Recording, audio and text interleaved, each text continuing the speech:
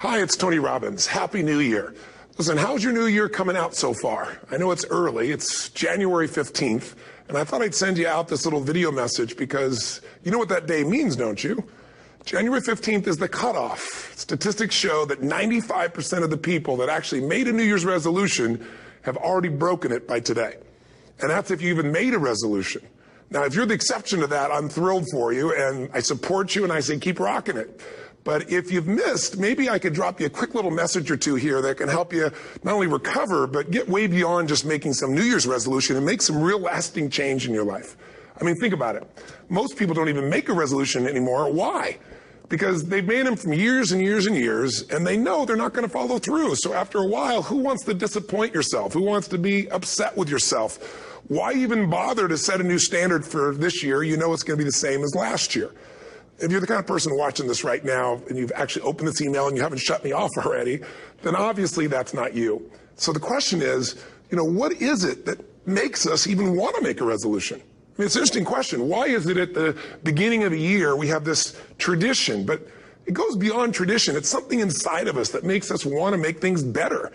And I think part of it is the calendar gives us this idea that we can have a fresh start, that we can start from fresh and have this great victory.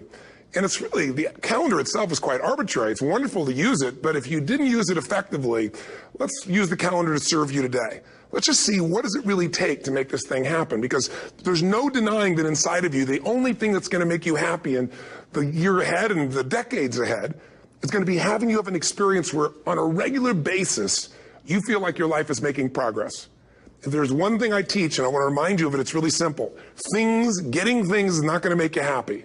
That's good news in a tough economy. It's a good reminder. It doesn't matter what you get. Doesn't matter whether it be money or opportunity. All those things might excite you for the moment. Even a relationship, as magnificent it may be, might be exciting for a while. But if you don't keep growing, that relationship isn't going to stay exciting. So the secret to real happiness is progress. Progress equals happiness. And if we can make progress on a regular basis, we feel alive. And that's why at the beginning of the year, we get this thing like, okay, I can have this fresh start. I could really do what my soul desires. I could expand. I could grow. I could improve. I could change. Or maybe better than change, I could progress. See, think about that. Progress is an aliveness to it, doesn't it? You don't have to work at changing. People say all the time now, well, I'm working on changing. Don't worry about it. You don't have to work on changing. Change is automatic. Your body's going to change whether you want it or not as the years go by. And no matter how hard you work, there's going to be some changes going on there. The economy is going to change no matter what you want it to do. The weather is going to change. Relationships are going to change. Everything in life is always changing. We don't have to work on change. Change is automatic, but progress is not. So if you want to make real progress, then you really got to look at your life in a different way. You got to say, I got to take control of this process and not just hope it's going to work out like people do who make a resolution. Because really, isn't that what they're really doing at the beginning of the year? They're saying, well, here's my resolutions for the year, and they really basically tell you their wishes. It's their wish list. It's what they hope it all comes together. And then they call it a resolution, but they don't know what a resolution is. When you resolve something, to have a resolution is to resolve it. When you've resolved, this is how it's going to be. That's when you cut off any possibility except the thing you've committed to. It's like the old adage, if you want to take the island, you burn the boats. Because when you burn those boats, there's no going back. You're going to find a way to make things work. And most people, they're stating what they hope will come together. And if it doesn't happen, then they're disappointed, but they're not too disappointed because they're not too vested. What does it take to successfully create a lasting change in your life? To not only have a New Year's resolution you follow through on, but really have a lasting change? Well, the first step for lasting change is very much like making a New Year's resolution. Fundamentally, it's the same. The first step is you got to have a vision for what it is you really, truly want. Not what you think you want or what you should have. I mean, what are most people's New Year's resolutions? I'm going to stop eating sugar. I'm going to stop smoking. I'm going to lose 10 pounds. The problem with that is it's not very inspiring for most people. It's not telling you what you're going to get. It's only what you're not going to do. And it's kind of hard to have you move forward with that. A vision is about what you're here to create. A vision that really works is one that excites you. If you say, well, my resolution, my goal, my outcome for this month, this week, this year is to lose X number of pounds, that's okay, but it's not very compelling. It has to be a compelling vision. It's got to have something that has the power to pull you, not something you have to push yourself to do.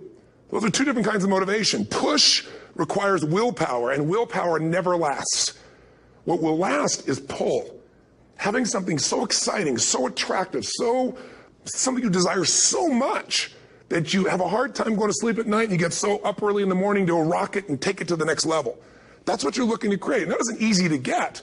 But one of the reasons we do seminars and events and we say, why do that? Why not just read a book or something? Is because when you get in an environment where you're with people that are being put in a peak state, like when you're going to a sporting event, if you watch a sporting event at home, it might have a certain level of excitement. But when you're in a stadium with 50,000 people, suddenly it has a whole different level of intensity. And we feel that. And the bottom line of our follow-through comes down to our emotional intensity. In a different state of mind, you're going to come up with a much better and a more exciting vision than if you're sitting on the couch going, okay, what are my new resolutions for this year? And you're doing it the morning after the new year has started and you're a little inebriated and the football game's on in the background. Probably not going to have the power of focus there. Probably not going to have the power of the energy to create something that's going to pull you for this year. And you got to do that. So it's got to be a vision that's compelling. Something that it's going to be a gift to make sure that it happens. And also, along with that compelling vision, you got to have strong enough reasons that you're going to follow through when the going gets tough. That's one of the biggest things missing for most people. They say, this is what I want to do. It's not very exciting. It's not very compelling. But most importantly, they don't have strong enough reasons to push themselves through what's going to be necessary to get that dream, to get that goal when the inevitable challenges come up. When you're starving, hungry, and you're trying to go on a diet, right? When you got no time and you're stressed out and you haven't worked out still, and that's what you're supposed to do. When the economy gets tight and what you thought you're going to do doesn't work, and so you give up on the goal instead of finding another way to get there. You don't let the fear take you over if you've got strong enough reasons. Those reasons can be positive, or those reasons can also be negative. They can be, if I don't do this, this is going to cost me. And if I do this, this is what I'm going to gain in my life. Reasons come first, answers come second. If you get a compelling vision and you got strong enough reasons that will push you through the tough times, you're going to do things other people don't do. Instead of collapsing, even if you get off target, you won't go, oh, I blew it. You'll get right back on target, make the change, make things happen. And I know you've done this in many areas of your life. Just think about it again. I'm not teaching you something really new here today. I just want to remind you of what your soul knows. You got to change, you got to improve, and you got to go through a simple process fundamentally to make that progress. First step, vision that's compelling. Second step, make sure that there's strong enough reasons to follow through. Third step, you got to review it and feel it every day. I mean, anything. Have you ever had this happen in your life? Has there been anything in your life that you've ever wanted so badly? You were so desirous of it. You had such a hunger for it that you couldn't stop thinking about it. Could have been a career move, could have been when you were a kid, a car, it could have been a relationship, it could have been anything, but you were obsessed. You wanted to make this happen. You wanted to attract this to your life. You just wanted something. And you didn't even know how to get it. But it was so compelling to you. You kept thinking about it every day, envisioning it, imagining it, feeling it. And then stuff happened. And suddenly you started to attract people or situations to your life, and it just came together. Like, you didn't even have a total plan. It was just that it was so a part of your focus with so much intensity and emotion so often that it sensitized you to notice anything that could get you there. There's a part of your brain called the reticular activating system. For short, we call it the RAS. That part of your brain determines what you notice in the world. And it's really important because when you set a goal, when you get really clear on a vision, and there's strong enough reasons, and you review it enough, and it becomes a part of you, that part of your brain says, anything that relates to this, I need to notice. It's like, did you ever buy a certain kind of car or maybe a certain outfit, and suddenly you see that car everywhere, those outfits everywhere? Well, the cars were always around, but why do you see it now? Because your RAS knows this is important. This is part of my world now. Similarly, when you really get clear and it's compelling and you're reviewing it every day, you've got strong reasons and you're reviewing it every day and you're feeling it, the brain becomes incredibly acute at noticing anything to get you to move forward. And so that's the power of this. So, what do people do with a New Year's resolution? They come up with something they kind of want. It's not a compelling vision.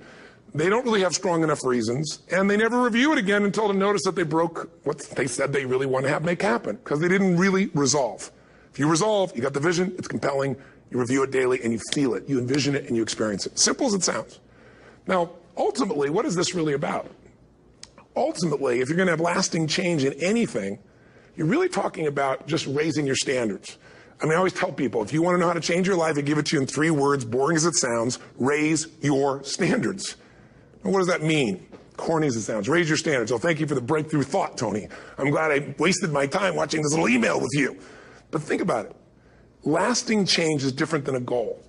You don't always get your goals, but you always get your standards. Maybe it'll help you is to think about it this way. I try to explain standards to people with a different set of words. Think of it as everybody in life gets their musts. They don't get their shoulds. Like, think about it. Most people have a list of shoulds, don't they? Don't you have a list of the shoulds, things you should do, you should follow through on? I should lose some weight, I should work out more, I should make more calls, I should respond more rapidly to my email, whatever, you know? I should get into the office earlier, I should be, more confident, whatever your should list is. People love to have their should list be met, but it's kind of like New Year's resolutions. If it does, it's really exciting, but if it doesn't, which is most of the time, it's a little disappointing, but you kind of know it's not going to happen. But when you decide something is a must for you, an absolute must, when you cut off any possible, you say, I'm going to find the way or I'm going to make the way. Human beings, when they resolve things, when they make a real resolution inside themselves, which is they raise the standard and they make it a must, they find the way. Think about it in your own life. Haven't you had some area of your life where you raise your standard and your life has never been the same? Maybe at one time in your life you smoked cigarettes, or you did something and you did it for years and you kept trying to change it and kept telling yourself I should. And then one day something happened. Something just clicked you over. Something took you over that kind of tipping point. And inside yourself you said no more. And it was a very, very different experience, wasn't it? Something inside of you shifted and what was a should became a must and you've never gone back. Is there an area like that in your life you can think of?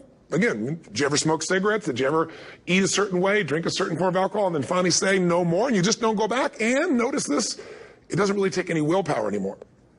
Because somewhere when we make this click, when we make something a must, we attach ourselves to it. It becomes part of our identity. And one thing I've learned in the last, 33 years of working with people from now over 100 countries, 4 million people, is human beings absolutely follow through on who they believe they are. If you said to me, well, I'm really going to work hard to stop smoking, but, I've been a smoker my whole life and I am a smoker. I know your days are numbered. You're going to be back smoking cigarettes again because we all act consistent with who we believe we are.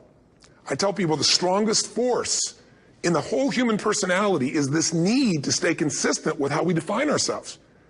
If you define yourself as somebody who is really conservative, you're not going to be crazy and act nuts unless you're really drunk or something, and then you can say it's the alcohol, when it's really just you finally getting permission to be yourself. The alcohol is your excuse.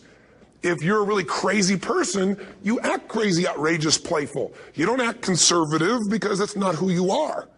Very often people say, well, I can't do that. I'm not that kind of person. And I always say to people, really, when did you define yourself?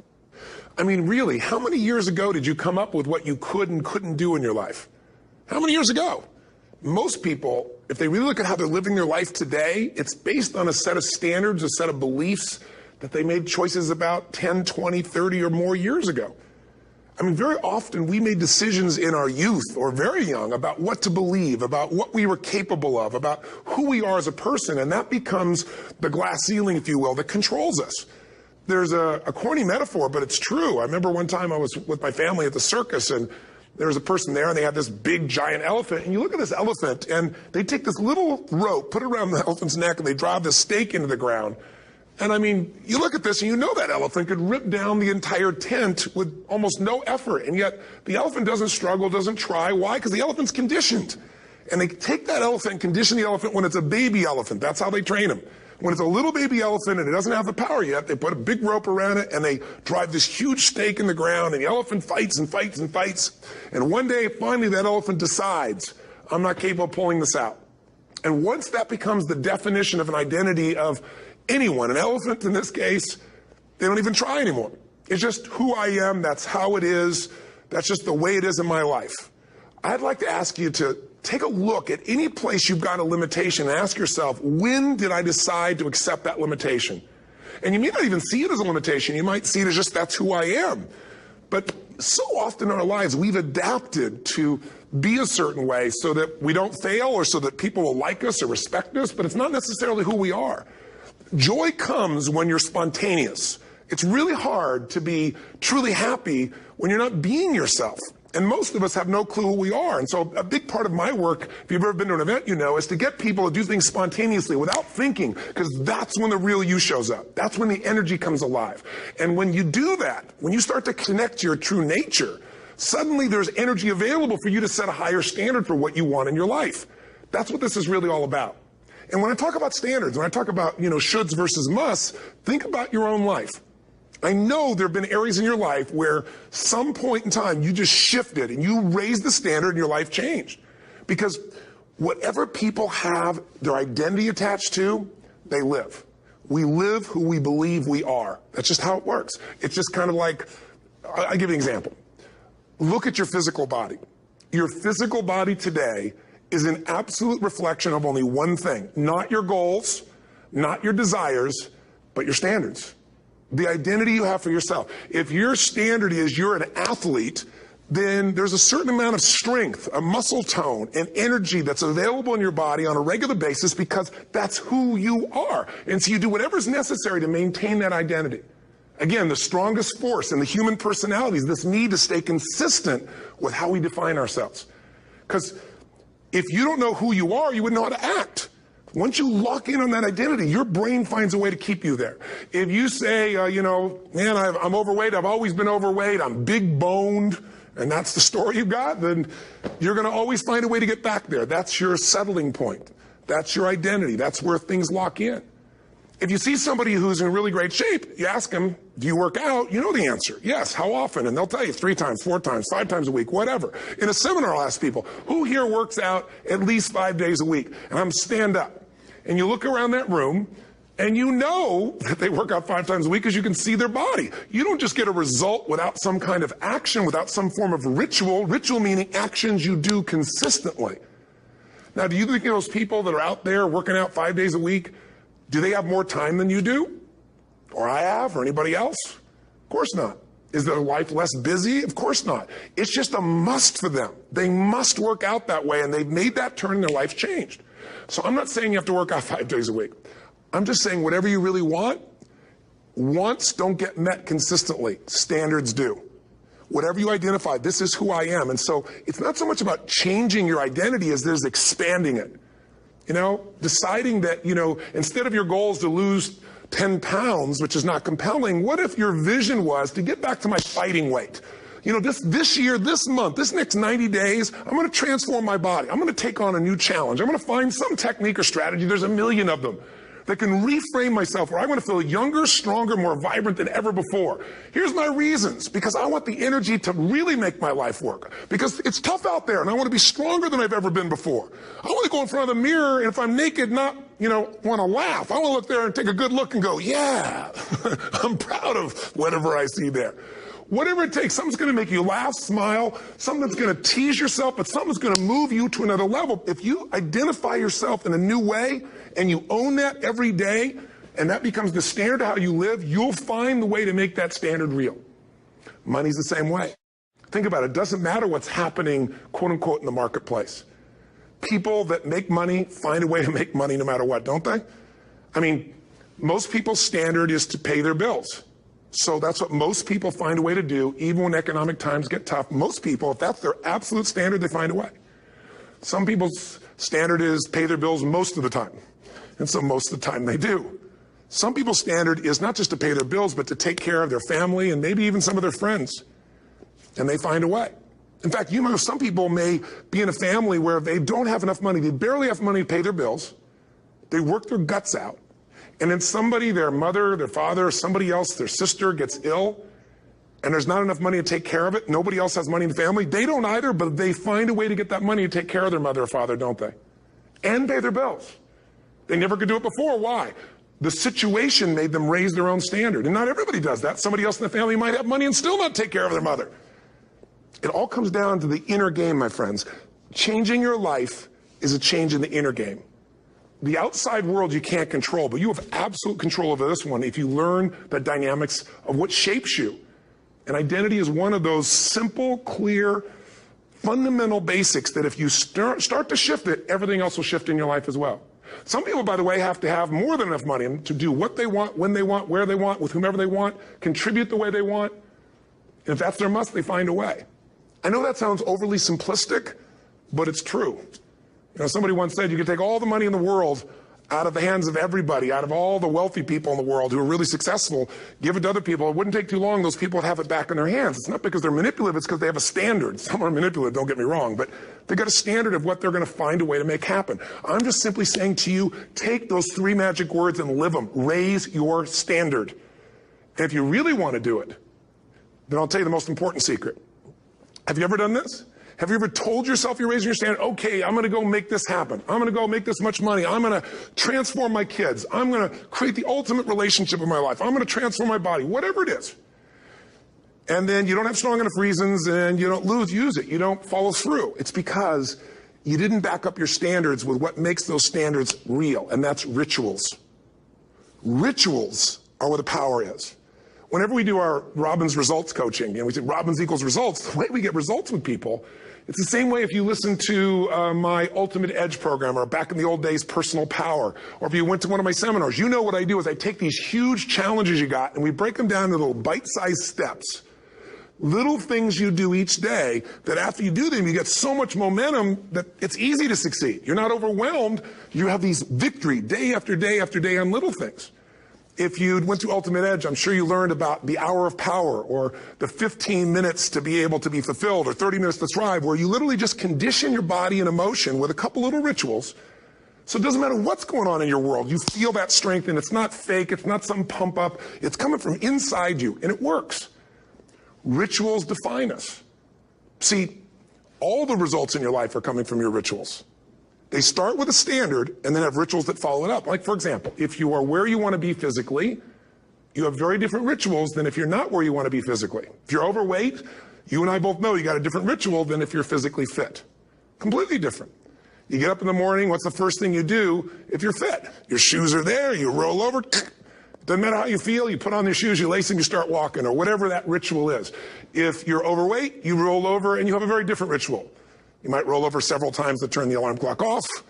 You go in and get your mocha, smocha, whatever, special coffee. You stop by at Starbucks, whatever the case may be. You have your nice sugar muffin. It's supposed to be really nice for you. Whatever you do, it's a different ritual. If you have a great, passionate relationship, you have very different rituals in how you come home than if you have a lousy relationship. When you come home and the first thing you do is you're tweeting somebody, or you're emailing, or flipping on the news, or you don't even come home. What are the rituals? Whenever I study people that are successful, what I look for is what's the standard they hold themselves to, and then what are all those little rituals that add up? Because think about it.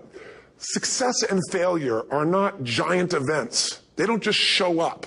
You don't just suddenly become successful or suddenly have this cataclysmic event that makes you fail. It may look that way, but failure comes from all the little things. It's failure to make the call.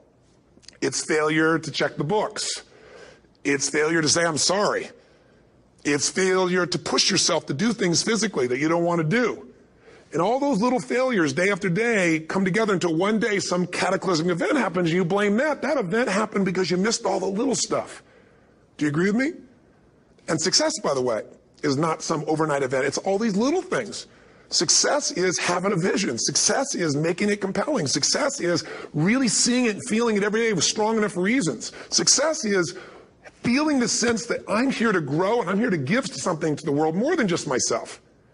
Success is caring about other people. Success is calling and saying, I love you in the middle of the day for no damn reason. Or sending a note. That'll change your relationship. Have a ritual of something funny, playful, or a surprise you do. How many relationships are dead today because they have no surprise rituals anymore?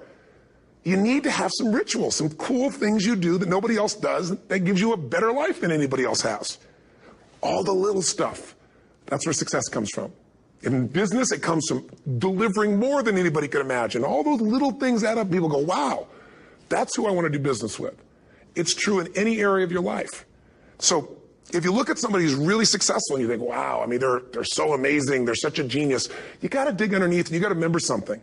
People are rewarded in public for what they've practiced for years in private.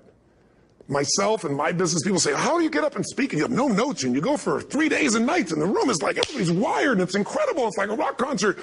How do you do that? How do you have that confidence? Oh, it's not confidence, it's experience now. But I did so much behind the scenes and I still do to make things right. How many people would know that since the time I was 17 years old, before I walk out on stage, still do to this day, wouldn't need to do it, but I still do it, I never walk out there without being in an absolute peak state of mind. You know, there are days my back is hurting, my throat was hurting, or I may have had a challenge, or my father passed away, and I've still got to deliver for these people because my standard is give my all every time. Every event has to be better.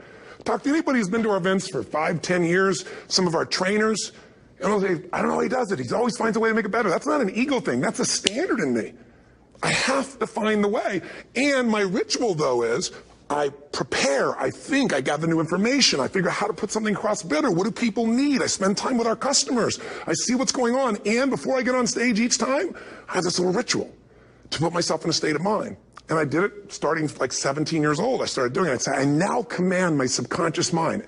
And I say this out loud several times, this little phrase, set of phrases, as an incantation to kind of condition my mind and body. And I'd say, I now command my subconscious mind to direct me in helping as many people as possible today by giving me the strength and the emotion and the humor and the brevity, whatever it takes to show this person and help this person change their life now. And I started out with a person when I worked with people one-on-one, and I would do that for 45 minutes driving in my Volkswagen to go serve and coach somebody for the first time. Now I don't say that person, I say these people, and I can go out in a room of 10,000 people and deliver for 50 hours, and I do it every time I come back on stage. It's a ritual to go into peak state. Peak states don't just show up, they don't interrupt you. Great ideas don't interrupt you, you gotta pursue them. I talked to Michael Jordan, I'll never forget, at the peak of his career, and got to watch his final game, saw him backstage and spent some time with him, and it was a pretty exciting time. He was the greatest basketball player I think that ever lived and has ever lived. And I asked him, I said, what sets you apart, Michael? What is it? And is it God-given talent, ability, skill? What is it? And he said, Tony, he said, I can shoot you straight. It's not, me trying to act humble. He goes, I have a lot of talent, a lot of God-given talent, a lot of skill. I've worked really hard. But he said, really, it's my standards. He said, every day I demand more from myself than anybody else could humanly expect. I'm not competing with somebody else. I'm competing with what I'm capable of. Magic formula. Because most of us lower our standards. Why? Because who you spend time with, my friends, is who you become. One of the biggest reasons I started going to seminars when I was like 17 is I had nobody around me as a great role model. I could read about somebody, but being around people, being in that environment was very different. Finding a way to go to work with someone who lived that standard of life was very different. You get around people with low standards and you compete with it. You don't need to compete with it. It's like, okay. Remember Jerry Springer? I don't know if he's still in the air, but I remember he used to get people on the show, and I thought, where would he find these people? And why would people watch? I'll tell you why they watch. They watch these people and go, my life's still pretty darn good compared to that person. Look at them. You don't have to change your life. All you have to do is find somebody with a lower standard, and you'll feel good about yourself. But if you feel that good feeling, it's an illusion. The only thing that's going to make you happy, my friend, and this year or any other, is to step up. It's to raise the standard. It's to discover what you're capable of and feel that incredible power of pushing through whatever's holding you back and get to the other side of more of your true self. That's what this game's all about. And look at the best in the world in anything. Tiger Woods, what's his vision? To win golf tournaments? No, to be the best that ever lived. That's his goal. That's his vision. But here's what's interesting. He backs it up with rituals. If you just have a vision and you don't have the rituals, stop lying to yourself. His rituals are, he started doing things nobody did before. He went and started lifting weights. Golfers lifting weights? No way. He went out and he changed his swing when he was the best in the world because he realized in order to be the best that ever lived, he was going to have to change his swing. If you know anything about golf, you don't change your swing when you're the best. And he went and retrained himself because he has different rituals than other golfers. Now many people are modeling his rituals to get better. It's amazing. You look at somebody like Michael Phelps, the 2008 swimmer, won 7, only 2 people, I think, in history, if I remember correctly, that have gotten 7 gold medals in one session. And here's a guy, he's got number 6 under his belt, and he's exhausted, and he's going in for that final swim. I'm sure you remember. And how does the guy win? By 1/100th of a second. Do you think that was some massive skill that got him over the top? Or was it a standard that says, this is who I am. I am the champion. And no one is taking this from me. And somehow in those final milliseconds, 100th of a second, he pushed himself just beyond his competitor. But you know about Michael Phelps? What allowed him to be able to push beyond that moment is his rituals. Go study the guy. Most people who swim have these unbelievable workouts. He does 2 and 3 of those workout sessions a day. All the other swimmers in the beginning thought he was insane. You're going to overtrain, you can't do that, it's not physically possible. But he had a standard and the rituals to back it up. So here's my final message to you, because I've gotten carried away. I thought I was going to send you like a 5-minute message, but as you can see, there's no script here. It's just me going a little crazy with you. But I want to really see you get what you want this year. Don't let this year be like last. And if last year was great, still don't let it be that way. Raise the standard. If your life is perfect and extraordinary, you darn well know you're not going to be happy unless you keep making it better. That's what makes us feel alive. It's not what we get that makes us happy. It's who we become and what we're able to give because we become more. That sense of contribution is what creates the deepest meaning. So here's my assignment for you, if you want one. If you want to go from conversation to some action, here's a simple thing to do. What's an area of your life right now that you really want to improve? What's an area that's important to improve? If your body's great, how about your career? If career's great, how about your relationships? Intimate one especially, or your kids, or your relationship with your creator, your spiritual side of your life. Or is it your finances? Figure an area that really matters. Decide on that area. Number one, write down what your life is like in that area right now as specifically as possible.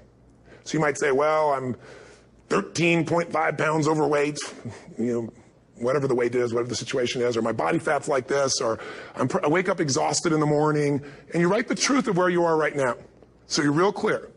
Or I'm not in a relationship. I say I want a relationship, but I'm not in one, and I don't seem to find them. All the good ones seem to be gone is my belief. And I really do want one, but I don't have it. Whatever your definition. Or I'm in a relationship, and God, I wish I wasn't in a relationship. I'm planning my escape. Wherever you are. Or I have a wonderful relationship. We love each other, but there just isn't enough passion. Just write the truth of where you are.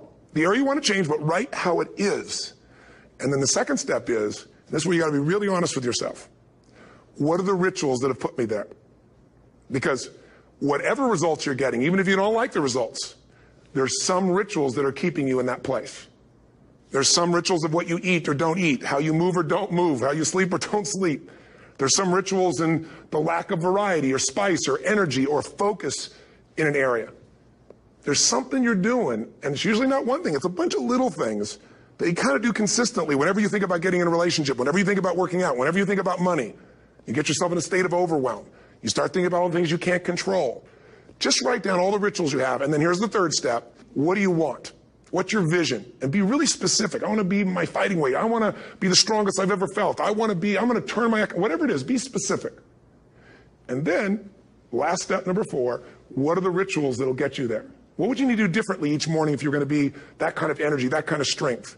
How often would you work out? What days would you work out? What time? A ritual is something you do consistently, usually at a specific time, so it becomes automatic. Let me tell you something. Willpower doesn't last, but rituals can last a lifetime. I bet you have some rituals in your life right now you've been doing for years, even though some of them don't serve you. I'm just saying, wake yourself up. If you want a new year and a new life, you don't need to start on January 1st. Start today. Start with this little video. And just begin to see what happens and see how easy it is to just do a few little rituals. Don't do them all, just do 2 or 3 new things. And you know what happens? You'll get momentum. Because once you discipline yourself in one area of your life, you feel yourself doing it in other areas as well. And I always say something that my original teacher taught me. I always remind people, there's always 2 pains in life. There's the pain of discipline, or there's the pain of regret. And discipline weighs ounces, as my friend Jim Rohn taught me. Regret weighs tons. You don't have regret. So right now, what do you want to change? What's it really like? What are the rituals that got you there? That'll take a little homework. If you're not sure, ask the people around you. They'll tell you what your rituals are. What do I really want in depth? What are the rituals that'll get me there? And then get yourself to start a few of those actions and lock them in place. If I can help you in any way, we're here as a company to support you.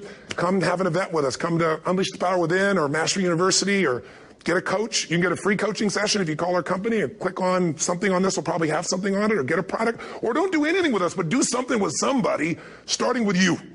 If you make the changes in yourself, you're going to be proud this year, and no amount of money or accolades from other people can mirror the feeling of being proud of knowing you've taken back control of your life, or you've taken a great life to another level. Because once you do that, you have something you can give other people, whether it be your kids or your friends or your family. And ultimately, that's what life's about. So thanks for listening. I don't know how long I went here, but I hope this has been helpful for you. I just thought it's a new year, and I want people to be able to truly create a new life. And until I see you again, hopefully soon, or gets a chance to meet you, live strong and live with passion. And of course, God bless you. Happy New Year.